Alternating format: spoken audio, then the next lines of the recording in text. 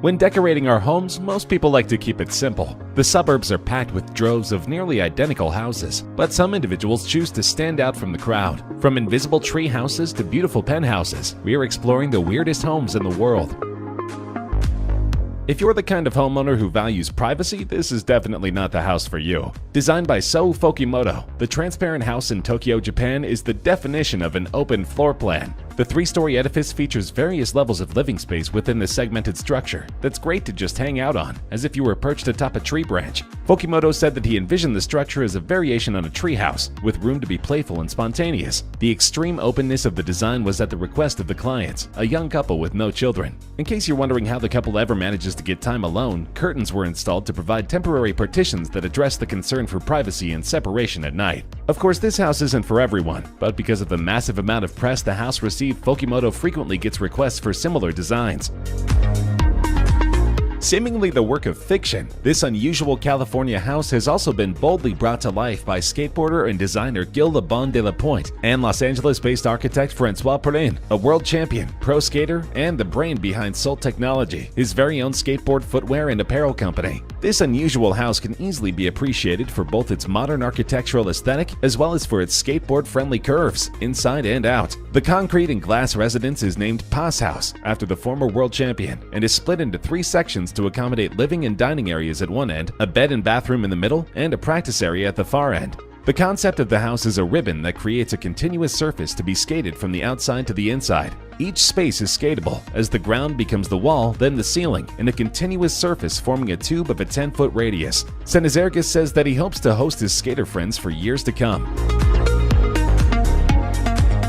Warsaw, Poland is home to the world's skinniest house, which doubles as an art installation. Designed by Polish architect Jakub Szczesny, the Karet House in Warsaw is wedged inside a 4-foot crevice, described as a cushion of air between 2 buildings. The Karet House stretches over 30 feet tall, but is simultaneously only 28 inches wide at its narrowest point, thinner than a stovetop, and just 4 feet wide at its widest. The house was built for famed Polish-Israeli filmmaker and writer Edgar Karet. Karet said he was moved by the construction of the house, as his family hasn't had one in Warsaw for the past 70 years. At a press conference which took place in October 2012, Karet said that it was his first time that he'd come to Poland not as a tourist or a writer promoting a book. Then he was coming home. Though most people are not clamoring to live in such a cramped space, there's a long waiting list for this now famous home. Karet says that he will pass it on to a friend or colleague when he moves out. Fed up with high mortgage prices in the countryside, a man decided to build his very own eco-friendly hobbit house in a woodland. Simon Dale, a freelance photographer, spent only £3,000 on a hillside home in Wales and built it in less than 4 months, using little more than a chainsaw, a hammer, and a 1-inch chisel. Despite not having experience as a carpenter or contractor, he was determined to build a home that was at one with nature, embracing the landscape around him and using mostly recycled materials. With this ethical drive, Dale scrounged up wood and branches and laid out the framework for his woodland abode. He invites the obvious comparisons to J.R.R. Tolkien's The Hobbit. The mound of earth wouldn't be out of place in the fictional fantasy wonderland, the Shire. Simon lives in the house with his writer and gardener wife and 2 children, and insists that building an eco-home from scratch is easy. This kind of building is accessible to anyone. My main relevant skills were being able-bodied, having self-belief and perseverance, and a maid or 2 to give me a lift now and again. From the exterior, this house looks like a simple utilitarian water tower. Chateau d'Eau is a 100-foot-tall Belgian water tower that was recently converted into a single-family home. Built in 1938, the brick and concrete tower now houses a 2-car garage, 2 bedrooms, and a sizable multifunction room and kitchen in the former water tank. The occupants can also ascend to the rooftop terrace, where they can observe the surrounding village of Sternakerziel. Chateau d'Eau was designed by BAM Design Studio. It was in service until the 1990s, and was even used as a watchtower by the Nazis when they took over Belgium in World War II. The exterior of the 6-story structure was originally renovated prior to the interior restoration, which began in 2007. Once the damaged concrete columns were repaired and painted, brick joints were completely removed and replaced, and the windows in the floor top were enlarged. The architect and his team proceeded to work on the interior design.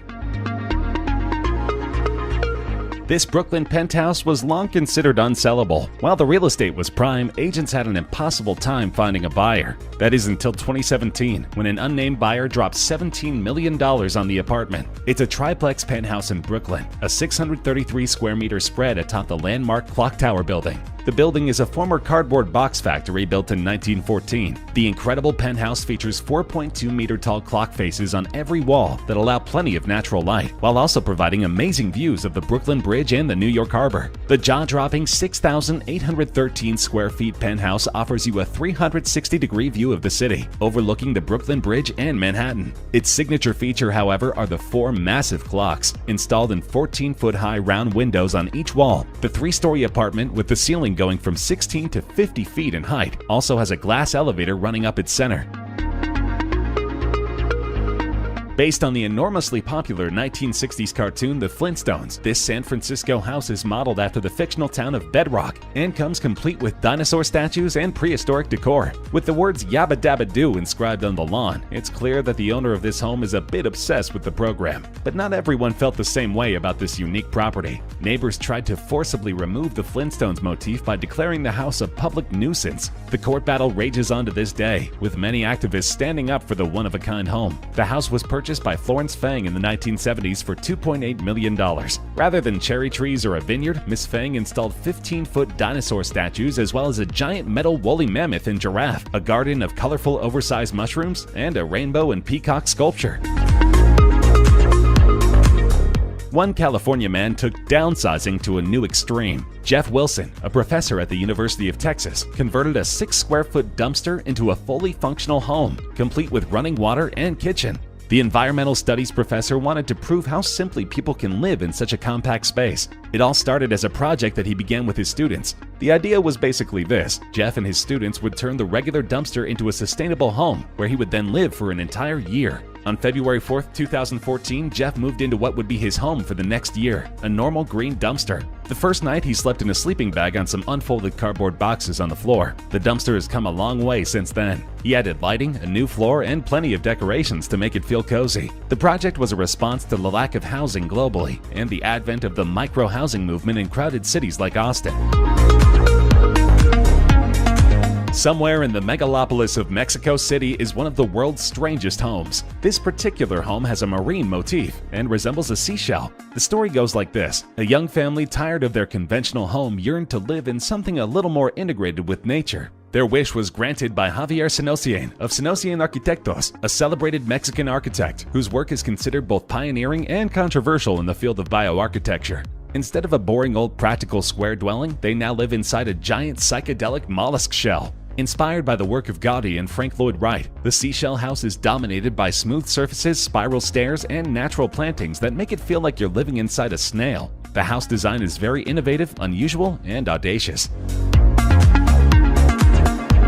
Upon first glance, this structure is the result of an unfortunate crash landing in the jungle, but it's actually a hotel, and yes, you can stay in it. The fuselage, or the frame of an aircraft, is one of many accommodations offered by Hotel Costa Verde, a vacationer's dream resort nestled in Manuel Antonio National Park, located in Quepos, Costa Rica. Its many lodgings and amenities include not just the Boeing 727 fuselage suite, but also a restaurant carved out of another airplane, a cockpit cottage built out of an Aeropostale aircraft, and a railroad car-turned-restaurant. Staying here is not your run-of-the-mill hotel experience. The suite has an outdoor deck over each wing, one of which affords viewers sights of the jungle and the Pacific Ocean. The hotel is much more expensive than most lodging in the area, and it's easy to understand why.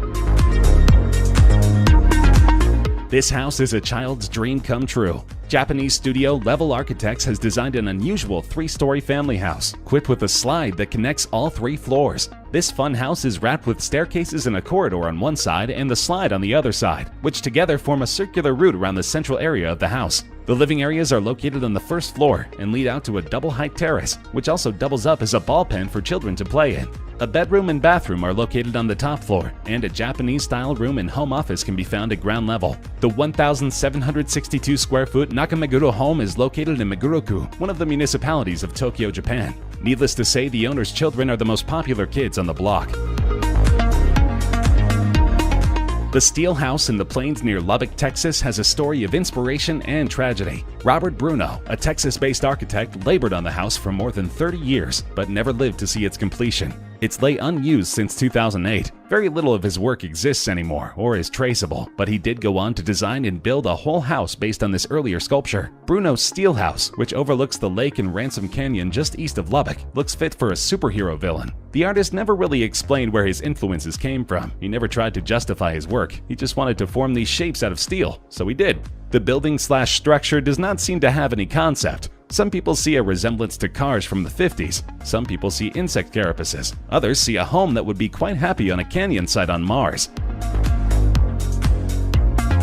Germany's latest roadside attraction will turn everything you know on its head. You can find the cafe along the A3 Autobahn in Wertheim. As well as a coffee shop, there's also a fully upside-down house next to it, which is open for the public to explore. The entire establishment belongs to an imaginary family named the Toppels. It's not just the outside which looks topsy-turvy. Inside, everything is upside down as well. Fruit bowls hang down from the kitchen ceiling, and you'll even find a toilet above your head in the bathroom. As if that wasn't all sufficiently disorienting, the entire building is built on a 6% incline. From the outside, this gives the impression that the house somehow fell to earth and came to rest precariously on its roof. And inside, the extra slant just emphasizes the already befuddling nature of the upside-down house in Trossenheide. A contender for Korea's wackiest museum, Mr. Toilet House is the former residence of Suwon's mayor, the late Sim Jae-duk. Appropriately designed like a toilet, it houses hilarious feces-related exhibits and a sculpture garden, as well as covering more serious sanitation issues. The museum is also an NGO established to improve public sanitation worldwide. Kids especially will love it, and there's a children's museum across the road with an observatory deck for viewing the toilet house. During the 1990s, the then mayor of Suwon City, Mr. Sim Jae-duk, was well known for promoting and beautifying South Korean public toilet culture. His passion for the potty was so rich that in 2007 he completely redesigned his house of 30 years into the shape of a toilet seat. Upon Mr. Sim's death in 2009, the house was donated to Suwon City, who converted the building to a toilet culture museum the following year in his honor. The toilet museum now serves as a testament to his legacy.